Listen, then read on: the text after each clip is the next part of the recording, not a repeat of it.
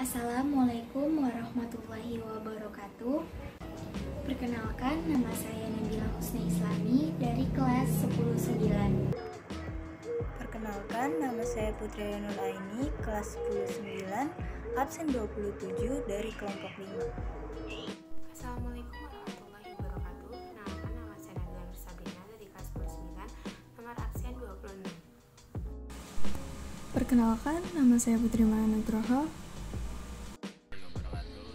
Nama saya Muhammad Nasrehan dari kelas 10-9. Saya berasal dari kelompok 5.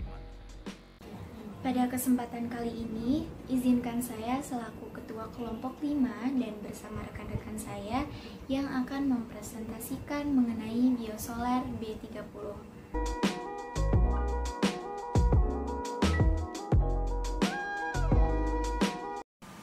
Biosolar adalah jenis bahan bakar alternatif yang terbuat dari minyak nabati yang berasal dari berbagai jenis biji-bijian. Bahan bakar nabati atau bioenergi juga kerap dilekatkan pada bahan bakar tabarukan. Ini merujuk pada sumber dari mana asalnya, yaitu tumbuh-tumbuhan.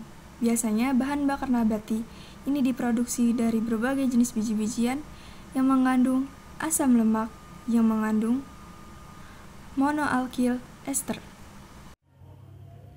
B30 adalah program pemerintah yang mewajibkan B30 merupakan campuran 30% fatty acid melty ester atau FAME dan 70% campurannya adalah solar yang menghasilkan produk biosolar B30. Program ini akan diberlakukan mulai Januari 2020 sesuai Peraturan Menteri Energi dan Sumber Daya Alam Mineral atau ESDM Nomor 12 Tahun 2015 tentang perubahan ketiga atas Peraturan Menteri ESDM Nomor 32 Tahun 2008 tentang penyediaan, pemanfaatan, dan tata niaga bahan bakar nabati atau biofuel sebagai bahan bakar lainnya. Melansir laman resmi Pertamina, produk FAME berasal dari olahan kelapa sawit atau CPO. Dari pengolahan ini, FAME kemudian disalurkan ke titik-titik penerima BBM baik kapal maupun mobil tangki. Yang kedua adalah proses pembuatan biosolar. Proses pembuatan biosolar umumnya menggunakan reaksi metanolisis. Proses transesterifikasi dengan metanol, yaitu reaksi antara minyak nabati dengan metanol, dibantu oleh katalis basa seperti NaOH, KOH, atau sodium metalit untuk menghasilkan campuran ester metil, asam lemak dengan produk ikutan gliserol seperti berikut.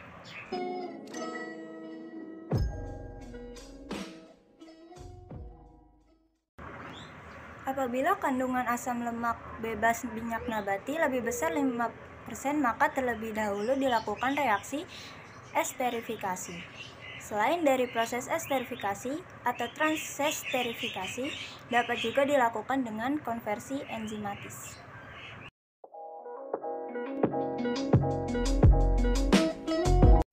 Nah, yang ketiga, perbandingan biosolar dengan sumber energi non-bio. Perbandingannya yaitu pembakaran biodiesel 75% lebih bersih daripada solar. Sedangkan solar termasuk bahan bakar fosil yang menyumbang polusi udara dan berbagai masalah kesehatan. Lalu, emisi karbon dioksida biosel relatif rendah sekitar 78% lebih rendah dari solar, sehingga tidak berkontribusi signifikan pada pemanasan global.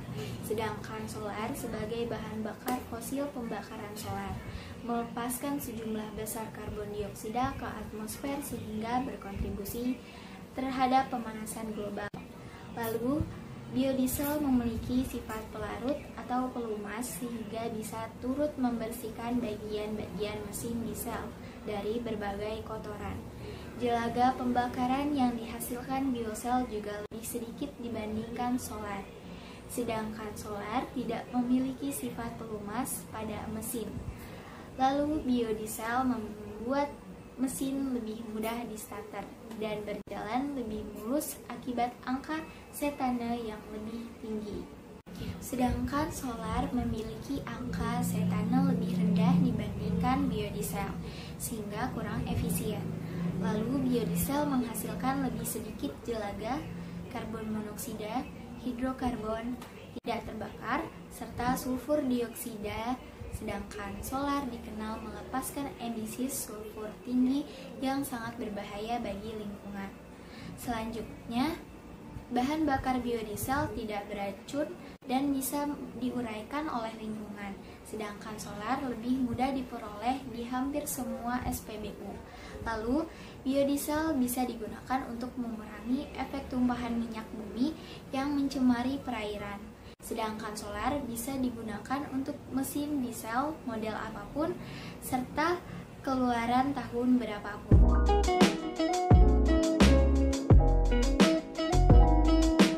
Penggunaan biosolar B30 sudah mendukung prinsip kimia hijau, yaitu prinsip ke-7. Menggunakan bahan baku terbarukan, jadi penggunaan biosolar ini sangat ramah lingkungan juga. Menggunakan hasil pertanian yang dapat dengan cukup mudah diproduksi dan tidak terus-menerus.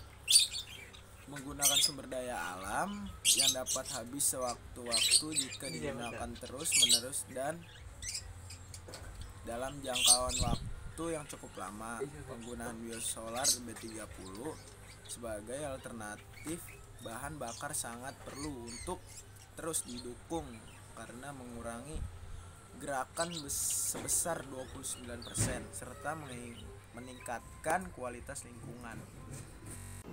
Demikian presentasi dari kami, semoga hasil yang didapatkan dari presentasi ini bisa bermanfaat untuk kita semua. Jika ada kekurangan atas penyampaian dan tindakan, saya ucapkan maaf. Terima kasih. Wassalamualaikum warahmatullahi wabarakatuh.